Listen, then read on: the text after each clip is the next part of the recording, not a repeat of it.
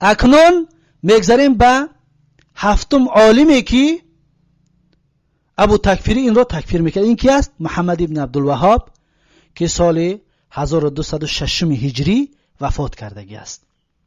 خب ابو تکفیری، ابو محمد مدنی، اسکندر، داعشی، محمد ابن عبدالوهاب کی است؟ این کافر است. این سبحان الله در ملت ابراهیم علیه السلام نیست. این موحد نیست. این توحیدش صحیح نیست. این کفر به طاغوت ندارد. پس شنیدید؟ محمد ابن عبدالوهاب یکی از کافرها یا که یکی از مرتدها و کسانی که کفر به طاغوت ندارد در نزد ابو تکفیری همین طور انسان است. برای چی؟ به خاطر همین قولش. دید قوله به خاطر همین قولش. اکنون بیاید که میخونیم که چی گفتگی است. شیخ محمد ابن عبدالوهاب میگه که کذب و بهتانی که نسبت به ما داده شدگی است، میگه که گویا که میگه نکفر بالعمومی. شیخ محمد ابن عبدالوهاب گفته که در حق ما تهمت میکنه که ما عموم مسلمان ها را تکفیر میکنیم، چطوری که ابو محمد میکند که خشبا نسبت به محمد ابن عبدالوهاب میتید. میگه ما را همین طور تهمت زدگی هستند، یا میگه ما واجب میدونیم هجرت رو به طرف خودمون. خلاصا این سخنها رو میگوید چطوری که شما دیده ایستادید. بعد در اینجا میگوید کنا لا نکفر من عبد الصنم. میگه که ما تکفیر نمیکنیم شخصانی را که عبد الصنم، آن بوته که بوت رو عبادت میکردن. کدام بوت؟ ای ابو تکفیری دقت بده. شیخ محمد ابن عبدالوهاب سخنش است الذي على عبد القادر، یعنی على قبر عبد القادر، یعنی انا همون بوته که، یعنی مکانی که، سنگی که یا جایی که قبری عبد القادر میرفتند و عبادت میکردن. ما میگن اونها رو تکفیر نمیکنیم. و صنم الذي على قبر احمد البدوی، و همچنین ما تکفیر نمیکنیم میگه شخصانی را که عبادت میکنن بوت را که بر بالای قبری احمد بدوی است در مصر و امثالهما، و به مانند همین مردم جاهل که از نادانی در شرک میافتند، از نادانی در کفر میافتند، از جهلشونه، از نادانیشونه، میگه ما انا همونها رو میگه تکفیر نمیکنیم. برای چی؟ اکنون بیان میکنه. دقتید ابو تکفیری ها این مسئله را از یاد کنید ای برادران مسلمان موحد. این هست اعتقادی اهل سنت و اعتقاد محمد ابن عبدالوهاب. محمد ابن عبدالوهاب را سیاه کنندش انا همین داعشی خبیث و انا همین ابو تکفیری ها هست. انا همین ها محمد ابن عبدالوهاب و شیخ الاسلام ابن تیمیه را در پیش مردم سیاه کردن و پیش از این دیگر تکفیری هایی که بودن سیاهشون میکردن. ببینید چی میگه لاجل جهلهم. برای چی میگه تکفیرش نمیکنیم؟ میگه به خاطر جاهل بودنشان، به خاطر میگه ما اونها را جاهل میدونیم.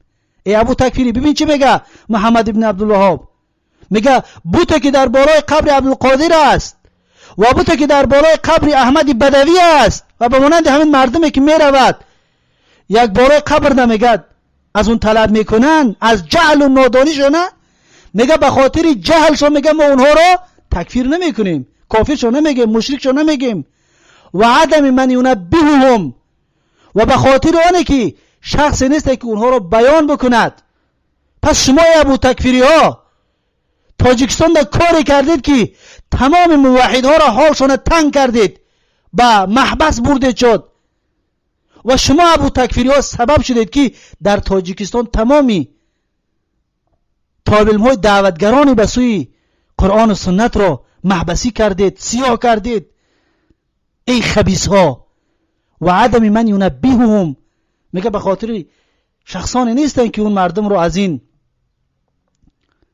کفر، از این شرک برحذر بدارد. برای این خاطر میگه عذر به جهلشون میتیم. دیدید محمد ابن عبدالوهاب چطور عذر به جهل میتید؟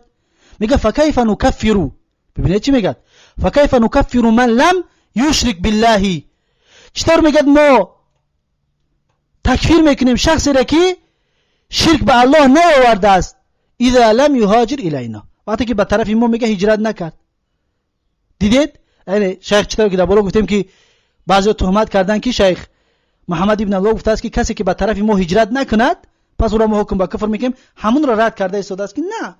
ما میگد شخصانی که بت‌های در بالای قبر عبدالقادر جیلانی ماندگی است، در بالای قبر احمد بدوی و مانند دیگر قبرهایی که مردم بت‌ها را رفته میپرستند، در اونجا شرک انجام میدهد، اونها را میگه ما تکفیر نکردیم، اکنون برای هجرت نکردن تکفیر میکنیم. نمیگد، ما عذر میدیم. میگد دیدید این هست اعتقاد اهل سنتی و الجماعت برای شخص معین، برای شخص معین که ما تکفیری عمومش نمی کنیم، که ما شخص معین را حالش نگاه میکنیم. ما اهل سنتی و الجماعت شخص معین را حالش نگاه میکنیم، اگر موانع تکفیر در اون انسان باشد پس ما اون رو تکفیر نمی کنیم. یعنی که جاهل باشد یا خطااً یا از روی اکراهن اگر در شرک بیفتد، در کفر بیفتد، ما اهل سنت و الجماعت حکم به کفر نمی کنیم. پس این هست اعتقاد ما اهل سنت و الجماعت و اعتقادی این عالم های بزرگ. اما این عالم ها در نزد ابو تکفیری کی هستند؟ کافر هستند. چطوری خودش بیان کرد، چطوری خودش واضح و روشن هر یک تاش سوال کردیم، جوابش رو از این شخصیت گرفتیم.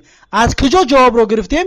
از اعتقادی که این ابو تکفیری دارد که هر کسی که یعنی که هر کسی مسلمانی در شرک افتیده رو عذر میدهد اون مشرک است. پس این عالم ها مسلمانی جاهلی در شرک افتیده رو عذر میدهند، پس این هم در نزد ابو تکفیری مشرک است. الله پناهتیه. دیدید چقدر عالم ها رو این ابو تکفیری حکم به کفر میکند. الله سبحانه و تعالی پناه دهد از اعتقاد خبیثی این ابو تکفیری و امثال اینها و از این ابو جاهل ها که تمام عالم های اهل سنت رو حکم به کفر کردند و حکم به کفر کرده ایستادند.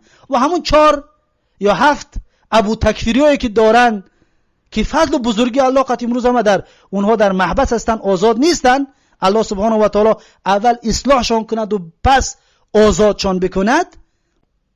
انا همون ابو تکفیری ها هست که اونها رو یعنی که ابو تکفیری های تاجیک اون ابو تکفیری های عرب رو حکم به کفر نمی کند، غیر از اون دیگه تمام عالم ها رو حکم به کفر می کند. پس شما برادران عزیز و مهربان دقت دادید از روزی که وقتی که ما بیان کردیم که این ابو تکفیری در سخنهای ابن باز، در سخنهای شیخ عثیمین خیانت کردگی هست، این ابو تکفیری دیگه نام این عالم ها رو از همون روز دیگر نمیگیرد. اهمیت دادید؟ اکنون باز بیان میکنیم این عالم ها را که ابو تکفیری مخالف اعتقاد اینها هست و این عالم ها ابو تکفیری را رد میکنن، از این به بعد شاید دیگر نام اینها را هم این ابو تکفیری نگیرد، زیرا که روز به روز ابو تکفیری بودن ابو تکفیری ابو محمد مدانی اسکندر روز به روز آشکار شده است که یکی از تکفیری های سرسختی بدبختی جاهل تاجیک است. الله سبحانه و تعالی هدایت کند.